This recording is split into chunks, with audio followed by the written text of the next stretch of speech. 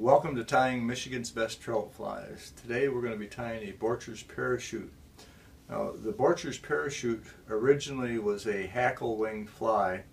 It's been converted mainly to a Borcher's or to a parachute style fly nowadays, because parachutes are so popular. But the original was tied by a man named Ernie Borchers, probably back in the 1940s. It was originally designed as an imitation of all of our early season spinnerfalls, all those dark-bodied flies, ISOs, Hendricksons, mahoganies, things like that. So it's a very effective fly, especially in the parachute style. So let's get started. So to tie our Borcher's Parachute, we're going to start out again with a size 12 dry fly hook. We'll just put that in the vise, and we're using black 6/0 thread again. So let's attach our thread. Again, we're going to take it about halfway down the shank and then come back to the post position. Now, the Borcher's Parachute is just like almost every other parachute. It has a post, tail, body, and hackle. So we're going to do the post first, and using deer hair. I like natural materials, and deer hair is my preferred one for a post. Now, this one has nice even tips, so it doesn't have to be stacked. So we're just going to cut a section out of this. We're just going to cut a section out of this that we'll use for our post, and turn it over. And we see the tips are in good shape. We don't have to stack it. So we just measure it and put our post on about the length of the shank as we did before, and attach it right over the top with just a couple of firm wraps pulled down, maybe two more. That's all it takes when you use deer hair. And slide your scissors in on an angle and down, and trim that as close as you can get. And you have very little to handle here in the way of compression and tying down these butts. And we can take our thread back in front, lifting up the post, and just a few wraps stands the deer hair right straight up. We're going to post it now. And I'm going to switch the thread over into my off hand, which is my left hand. That's now going to become the hand that I use to wrap the thread. What was my active hand is now going to be my off hand, or my right hand, to hold the post, and then wrap and capture it with my middle finger as I bring it around. Wrap and capture it with my little finger as I bring it around. Capture it with my little finger again, and maybe 6 or 7 times. That's all it takes to put this post in place. And then just, if you want to tidy up a little bit, you can wrap down and cover up those deer hair butts. So your post is in place now. Now, to make the tail on the Borcher's Special, we use moose mane, just a few fibers like this. And we're just going to take 3 of these fibers off and trim them off right here at the down by the hide. And we're going to even those up like that. And then the tail on the Borchers is longer than normal. This was originally tied in a hackle wing style as an imitation of our early season spinnerfalls. So the tails were tied long, and we hold on to that traditionally. Make the tails longer than you normally would, and then you can attach it back here. Just a couple of firm wraps, and then looser wraps back toward the bend. Just a little bit of pressure brings those tails out, and then we're going to wrap back up near the post. Now, this is what makes the Borchers different, and it makes it probably the easiest style of parachute fly to tie. That is, the body material that we're going to use. It's not dubbed, it's wrapped, and it's very simple to put on.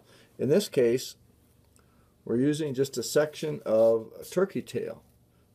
Nice color for those early season mayflies. So we just clip off a little section of that and turn it over. We're going to attach it by the thin end, maybe trim that a little bit. Attach it here and take it back to the bend. So now, when that's in place, bring your thread back to in front of the post. And when you put this on, you can twist this a little bit. It's going to make it more secure to make the body. And then you wrap it as it's twisted, and that secures the body, makes it a little bit less fragile. a lot of times when we're done with this, a lot of tyers will go back and reinforce this just simply by wrapping the tying thread over it. I don't think it's necessary, so I don't do that. We wrap that right up to in front of the post, just like that. Now the body is on. Now the best part about this style of fly is it's simple because it has a wrapped body. It got a little errant fiber there. We're just going to trim that off. But this is done with turkey tail. You don't have to use turkey tail. You can use anything you want to make this wrapped body, and you can use a synthetic and a wide variety of colors. You can make any color body you want simply by wrapping it on. It's much easier than doing a dubbed body. So, and that way you can imitate any color of mayfly that you want to. So the next thing we're going to do is put the hackle on. In order to do that, I'm using a cape here. We'll pick some hackles off, and I'll show you how to size the hackles for the parachute. A simple way to do that. Take one of those off. We need a grizzly like that, and we also need a brown. So we're going to pick one of these off, and you'll get used to doing this so that you can size them just by eyeballing it. But I'm going to show you the easy way to make sure you have the proper size hackle for your parachute fly. And we're going to pick one right out of there. Okay. So now, as we said in our previous video, the hackle for a parachute isn't the same as for a standard dry fly. The hackle needs to be bigger.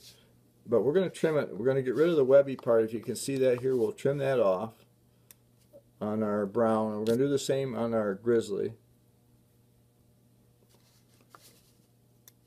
And now, to ensure that you have the proper size hackle for your parachute, you can simply wrap it around the post like this.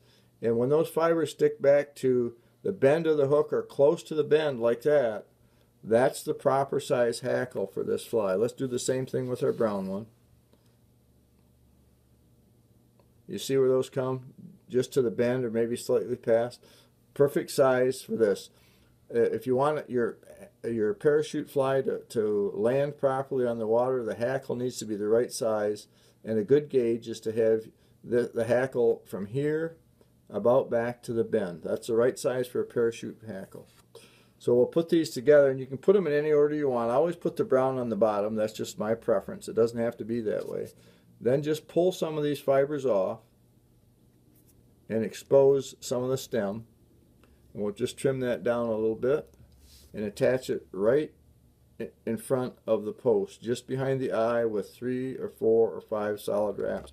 Now we can wrap the hackle, and in wrapping parachute hackle, if you want it to stay in place, you have to start at the top and work down. So our first wrap goes to the top, and then every successive wrap goes beneath the one before.